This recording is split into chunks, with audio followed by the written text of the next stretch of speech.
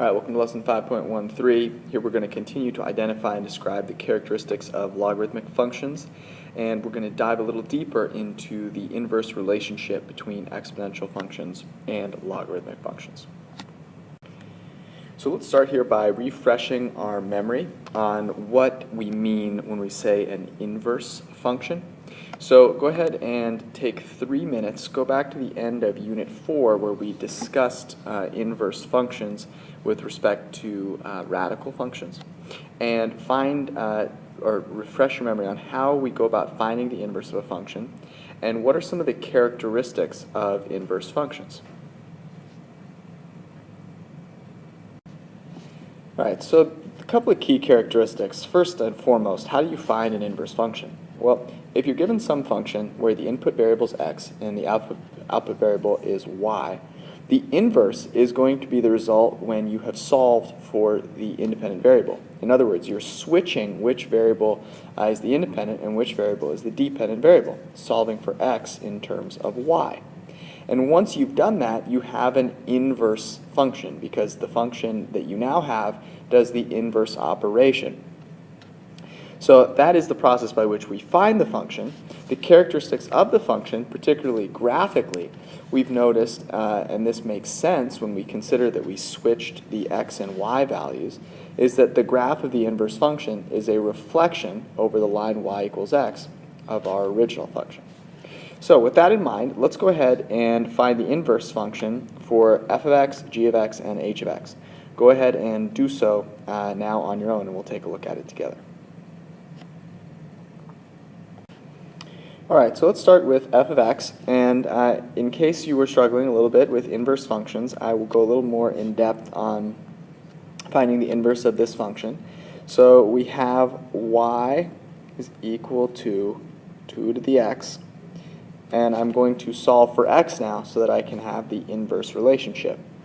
So I'm going to take the log base 2 of both sides,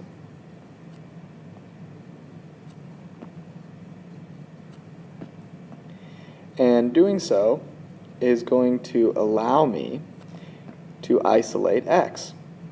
Because, just a quick refresher here, when I take the log base 2 of 2 to the x, I am finding the power that I must raise 2 to the power of in order to get 2 to the x, which is, of course, x. So x is equal to the log base 2 of y. All right. So this is my inverse function, and now what I'm going to do is I'm going to rename it with inverse notation. So the inverse, f inverse, and now I rename the input variable x, is the function log base 2 of x. Okay? So go ahead and do that for C and D now if you struggled, and we'll take a look at the inverses in a second. All right, so the inverse of g of x here. Now notice b is just representing any base. So what I'm going to do is I'm going to take the log base b of both sides, and that will result in the inverse function g inverse of x is equal to log base b of x. Now, what this tells you is that any time you have an exponential function, the inverse of it is the log with the same base of x, right? Just what we have discussed previously, that the logarithm base b is the inverse of taking that base b and raising it to the x power. Now for h of x, the inverse here, I'm taking the natural log of both sides, or log base e, and so the inverse of h is equal to the natural log of x. And this is such a common function, e to the x, which means that natural log of x is also a very common function. So we're going to dive a little bit deeper into the relationship between e to the x and natural log of x, and go ahead and take a look at the graphical representation here. So let's go ahead and do so. All right, so here are the discoveries that we just really cemented. The inverse of an exponential function is the logarithmic function that has the same base. So concretely what I'm saying is if you have some function, b to the x, then the inverse function is log with the same base, so log base b of x. Now, let's look at the graphical representation here. So let's take a nice little example. Let's use the first function from the discovery problem.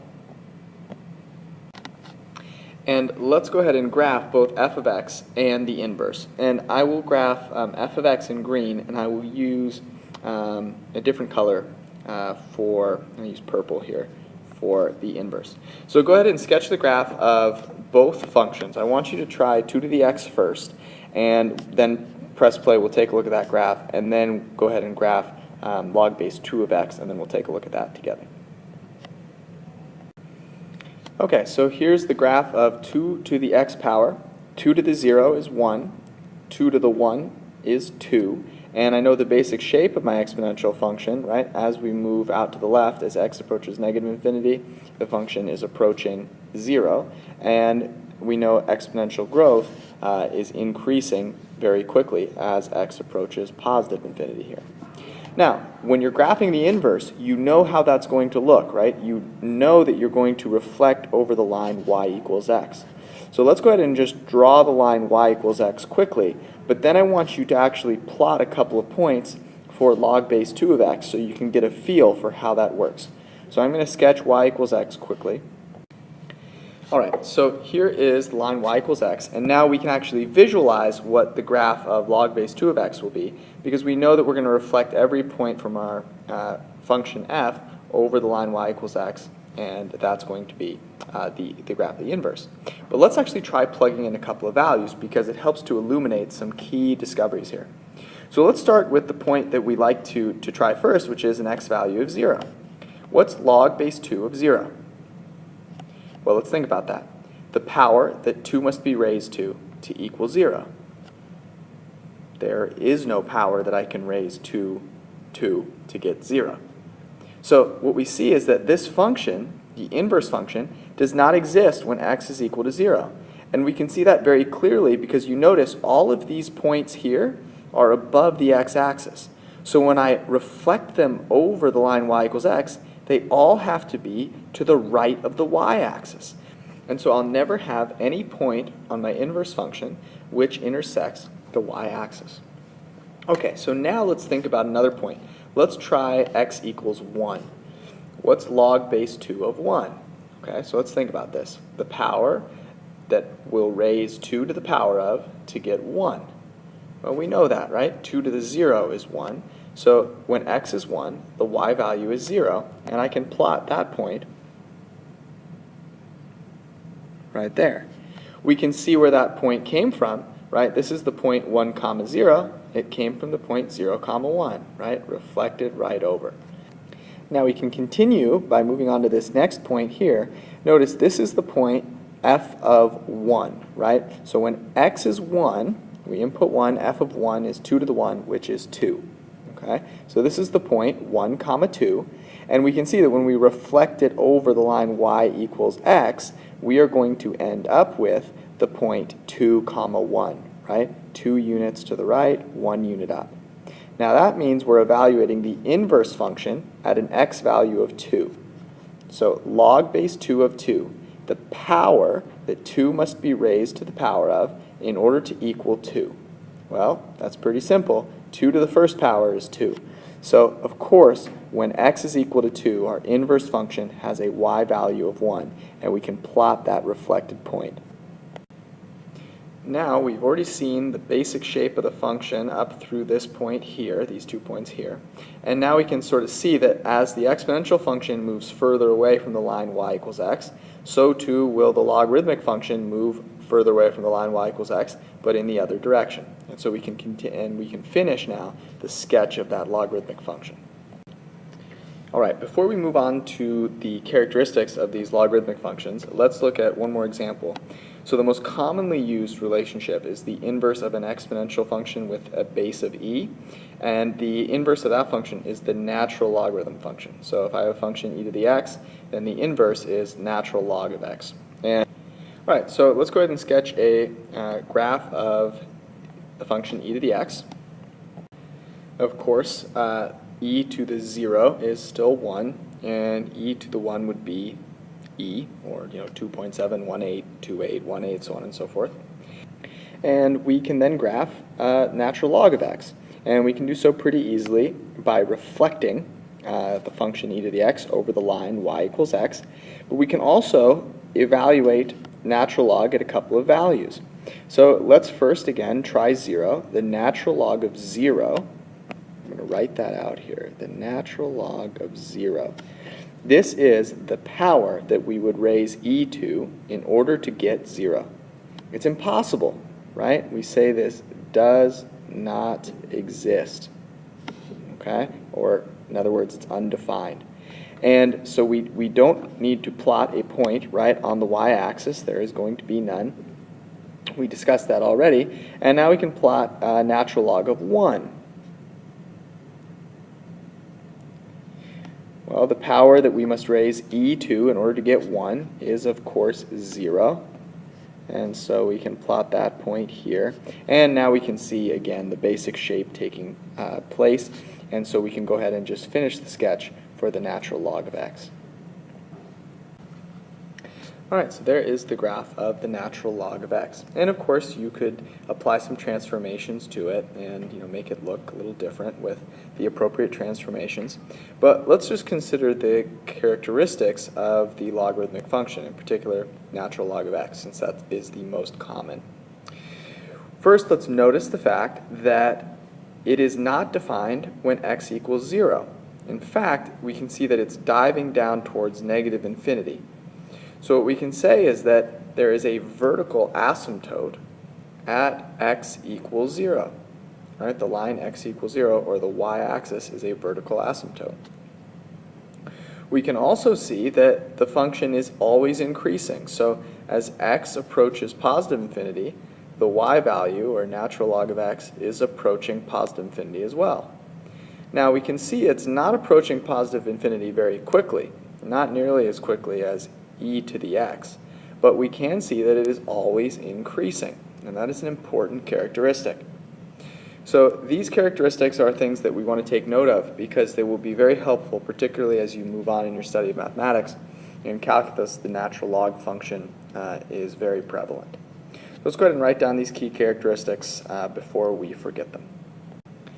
Okay, so I've listed 3 important characteristics here. The first one we talked about, vertical asymptote at x equals 0, in other words, the y-axis. And how I can represent that algebraically is saying that as x approaches 0, right, as x is approaching 0, so as we get closer to the y-axis, what is happening to those y values? They are getting closer and closer. They're diving down, right? They're getting closer and closer to negative infinity. So as x approaches 0, the natural log of x is approaching negative infinity. Okay.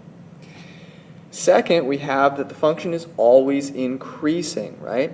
So what this, we can write this algebraically by saying as x approaches positive infinity, natural log of x is also approaching positive infinity. But we talked about how it's growing, but it's not growing nearly as fast as the exponential functions. In fact, if you look back at the graph, is it getting more and more steep or less and less steep? You'll notice that it's getting less steep or more shallow. And that allows us to determine that the rate of change, or the slope, of the natural log of x is decreasing, which you might want to interpret, right? This means more shallow. Okay. Now, it's very interesting also to compare the natural log of x to its inverse, to e to the x, and compare the rate of change. So if you're looking at those graphs, look now at the exponential function and notice how it's getting more and more steep. And then look at the natural log of x function and notice how it's getting less and less steep. And you can almost see that they're both getting more steep or less steep in the same way, right? And there's a unique relationship between those two functions when we're talking about their rate of change. What is the slope at any point? And that's actually something that we dig much deeper into in AP Calculus. So having a firm grasp of this conceptual understanding will be very useful when you get to that point. All right, let's go ahead and take a look at a couple of questions. All right, let's go ahead and try these problems. So you're going to want to copy these down and solve them by hand, each of these three equations. And then in part 2 here, you're going to find the inverse of each of these functions, both f and g, and then graph the function and its inverse on the same set of x and y axis.